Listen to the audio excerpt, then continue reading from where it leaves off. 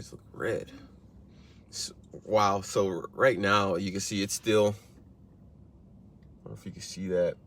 It's still looking like it's testing that high a day of 621. Yeah, and it's not going away. So this will be a perfect example where, like, if I didn't over risk and get stopped out, I hit max loss, which is $300 on my funded. It seems like a small amount, because it is a small amount, but that just goes to show that I'm still taking on too much risk, because I really should not be coming to hit my max daily loss. So it's just a little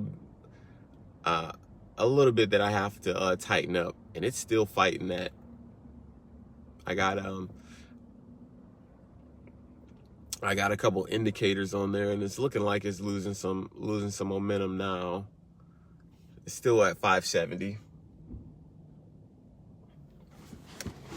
But all in all, like I said, I'm down $100 on the challenge, so we're talking like a $300 swing on the day.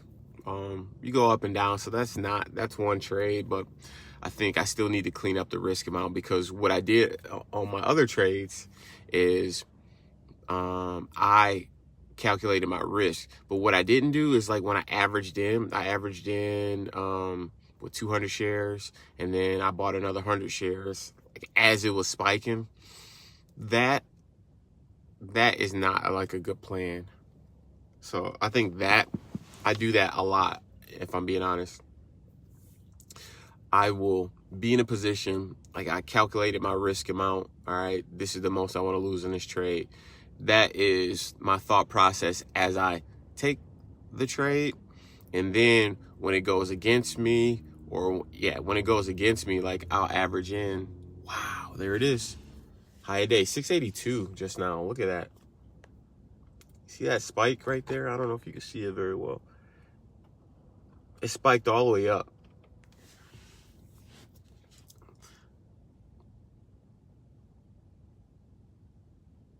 Boy, I wish I was on the other side of that. Jeez Louise.